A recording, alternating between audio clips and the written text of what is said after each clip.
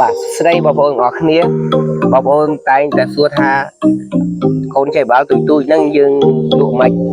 បាទបងប្អូនចង់ដឹងតម្លៃបងប្អូនឆាតនៅក្នុង comment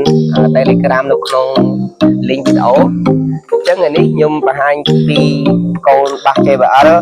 យើងរៀប DIY សម្រាប់បងប្អូនដែលយកទៅចាក់លេងកម្សាន្តណាបាទជួបជុំមិត្តភ័ក្តិជួបជុំកម្មវិធីតិចតួចដាក់ក្នុងហាងដាក់អីចឹងគឺប្រើបានបងប្អូនណាហើយសំឡេងវាគឺអែមបាទហើយចំពោះបតរបស់វាយើងប្រើបតប្រភេទ220 12V ដល់24Vបានបាទចឹងបងប្អូនមើលមកជុំហ្នឹងបាទហើយមានលក់ច្រើនបងប្អូនណាសម្រាប់បងប្អូនដែលយកទៅគឺមានកន្លែងច្រៀងក្រៅខេទៀតបាទយើងអាចច្រៀងក្រៅខេបាននេះគឺយើងចាក់អគុយទូចសាកលោមើលបងប្អូនដែលឲ្យបងប្អូនមើលឥឡូវមើលមកជុំបាទហើយនេះយើងប្រើហាយនេះប្រភេទអូវឡែពីទឹកនេះគឺវាលឺស្អាតដែរបងប្អូនដោយសារតែ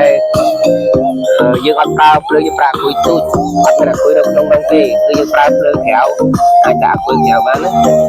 ហើយសម្រាប់តម្លៃវិញបងប្អូនចង់ដឹងតម្លៃកាន់តែច្បាស់អាចឆាតចូលនៅក្នុង link Telegram នៅខាងក្រោមវីដេអូហើយសម្រាប់បងប្អូនទាំងអស់គ្នាដែលមានបំណងចង់បានគឺខាងនេះតបទៅបាទហើយយើងមានមីក្រូចាអញ្ចឹងឥឡូវខ្ញុំតេស្តច្រៀងមីក្រូឲ្យបងប្អូនស្ដាប់បាទ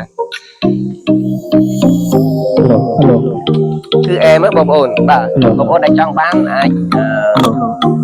តាក់ទងមកខាងលេខទូរស័ព្ទហ្នឹងហើយបងប្អូនកុំភ្លេចជួយចុច Subscribe វីដេអូរបស់ខ្ញុំម្នាក់មួយដើម្បីទទួលបានវីដេអូច្រើនទៀតបាទសូមអរគុណ